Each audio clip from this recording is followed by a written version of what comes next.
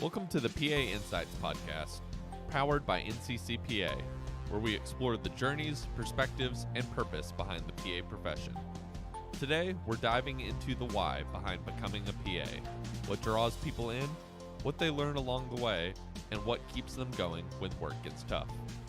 In this episode, we'll hear from NCCPA's 2026 PA ambassadors, each with their own unique path into the profession.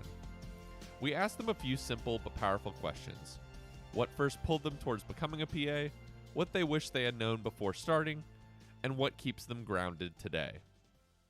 We started by asking one simple question. What first pulled you towards the PA profession? For many, the answer wasn't always part of a long-term plan. It was something they discovered along the way. For Dalton Gifford, it all began with exposure. I decided I wanted to become a PA after shadowing a PA in the hospital. Didn't know what the profession was prior to that, but after getting an opportunity to work alongside and learn from a PA, I knew I wanted to do it. Others were guided there, sometimes unexpectedly, by mentors who saw a better path. Here's Rakeetra Knight. So I thought I wanted to go to medical school. All my life, I said I was going to go into medical school. And then when I talked to my pediatrician and she said, don't do it, but here is another option that she thought was a better option because you were able to have a variety and you're not stuck in one area. So that's really what pushed me to go PA. Actually, I had this exact same experience. All the docs that I worked with did not recommend it at all. They said, give yourself a little bit of flexibility, a little bit of grace. Here's Danielle Harfoot, who practices in oncology in Detroit, Michigan, along with Christina Eilbacher, who practices in neurosurgery at Duke University Hospital. And when I was looking at various professions, what drew me most to the PA profession was the ability to change between specialties. My undergrad had just started a PA program, so it was like a big deal. Everybody wanted to go to PA school, and we had a pre-PA club, and loved it. I loved it all. And I had a different experience. I was an athletic trainer working with athletes. And then I actually left the country for a bit and had a lot of time to really think about what I wanted to do for my life. And I realized that wanted to take care of patients who were sick and really help them through some of the toughest times of their life. So that's when I started looking at various professions and fell in love with the PA profession. For some, the decision was deeply personal, shaped by lived experiences and a desire to serve. Here's Carlos Cian. So I chose to be a PA because growing up, I would have to interpret for my family members. And at a very young age, the first question was, why are these medical professionals speaking the same language? I was probably about 5 or 6 years old. And that kind of ties into, the sense of pride that I have nowadays, being able to offer medical services in English, but also in Spanish. So, that's kind of the reason why I became a PA, and I'm living that, reality and that dream every single day. And for others, it was the collaborative nature of the role that stood out from the start. Here's Michelle Igori. In undergrad, a lot of people in my major were going to PA school, so that inspired me. And I shadowed some PAs, and that pretty much solidified it for me. I loved the relationship that they had, as well as the relationships that they had with their patients and the clinical team, like medical assistants, nurses, etc. So I really enjoyed the collaborative environment that healthcare fosters, and I love the role of the physician assistant in that environment. No matter how they found it, each path led to the same place, a profession built on connection, flexibility, and care. Next, we asked the ambassadors to reflect. What's something you wish you had understood before starting your journey as a PA? What came through clearly is the reality of becoming and being a PA often looks different than expected. Michelle shared something many early career clinicians feel. I wish that I knew that I didn't have to have all the answers, and my first job may not be the job that I love and I'm going to be there forever. There's so much to do with this profession. There's so many specialties to explore, and that's the great thing about being a PA. And beyond clinical work, many didn't initially realize just how expansive the PA profession could be. Here's Michael Sawaski. So I wish, first starting out, that I would have known that the clinical career of working in a clinic is not a job. It's not the end of the line for PAs. It can be if that's what you enjoy and that's what you want to do. But ultimately, there are other options. There are states that you can own practices in, you can teach, you can precept, you can combine those things. So I think those are all wonderful things that I wish I would have known at first before getting into the profession I did. But I have very happy with the profession I started out in, and I still work in the same specialty, which is wonderful.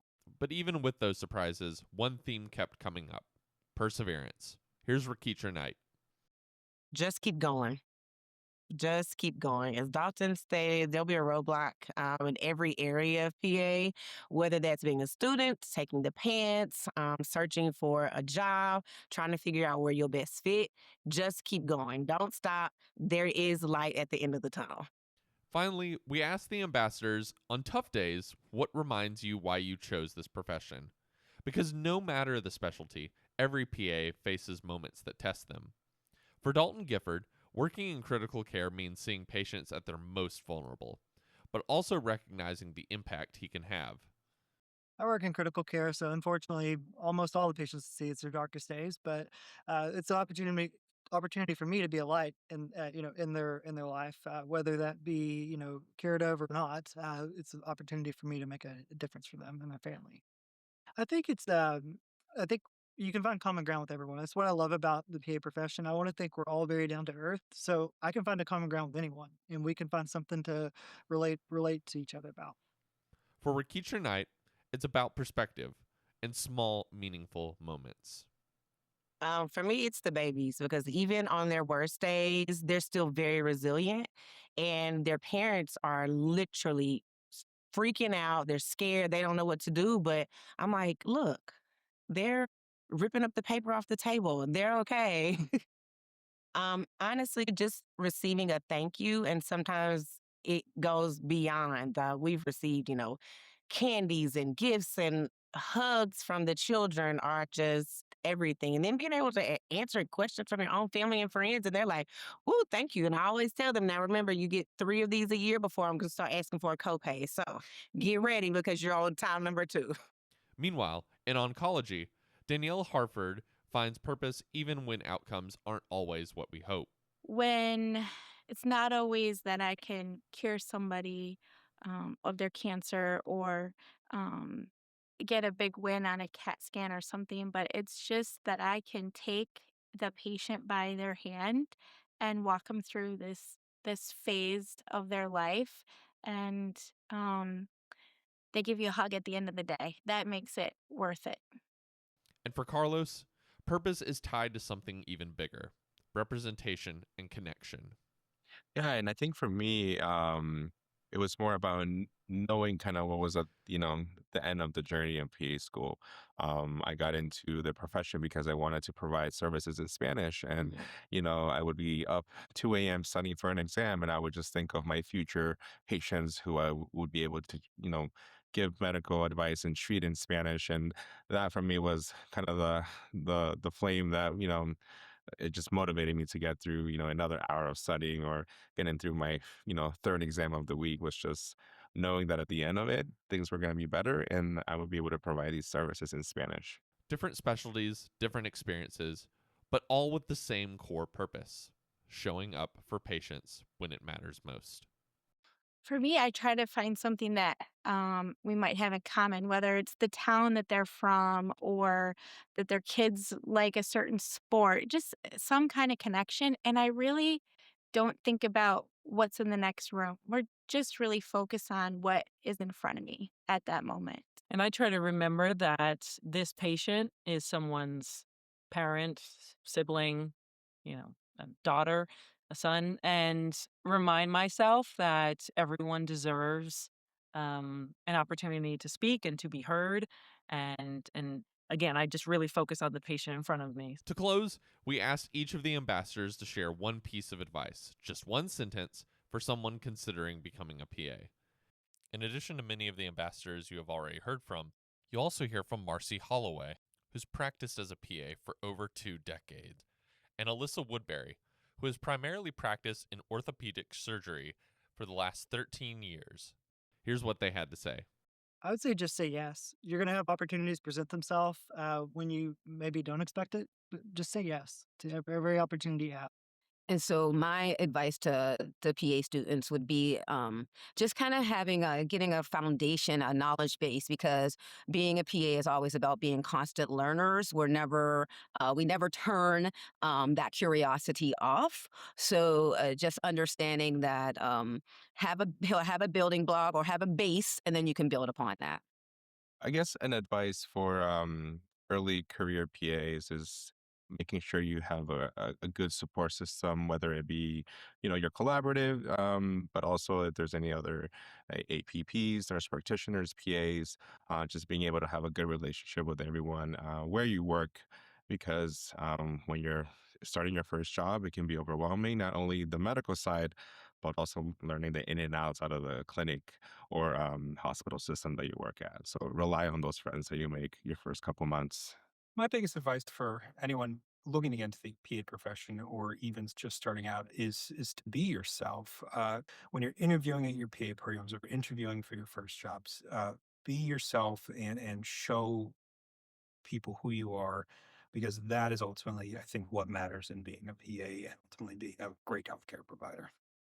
I think what has surprised me the most coming into the profession was thankfully, the amount of respect that the PAs have received from my surgeons, and that really is attributed to the PAs that came before me. But a lot of my surgeons look to us to help teach the residents and really to keep the service line running and their patients well cared for. So even shortly after graduation, I was kind of surprised and yet really grateful for that trust. I would say my biggest advice for students looking to become a PA would be to shadow as many PAs as possible. And just because you shadow one PA, say in orthopedic surgery, doesn't mean that every PA in orthopedic surgery does that exact same thing. So even PAs within the same group can, for example, can have different roles or different levels of autonomy with their providers. So my best advice would be just to shadow as many PAs as possible. For me, I've been a PA for over 25 years, and there has not been one year where I regretted the decision to become a physician assistant. I often get the question from people, why aren't you a doctor? Why didn't you go to medical school? I don't have an answer on why I didn't go to medical school, but I'm happy I went to PA school. I think for me is it's difficult, but it's worth it in the end. So I wish that I knew more about how flexible being a PA is. I went from working full time as PA to having a child and having that flexibility to be able to spend more time at home with our child, and also still having the fulfilling role of being a PA outside of the home and spending more time with our family.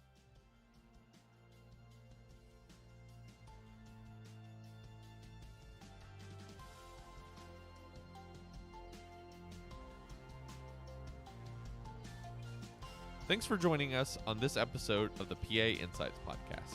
These stories are a reminder that while every PA's journey is different, the purpose behind the profession is often shared. A commitment to care, connection, and making a difference. If you enjoyed this episode, be sure to like and subscribe and share it with someone who is considering a career as a PA or is early in their journey. See you next time.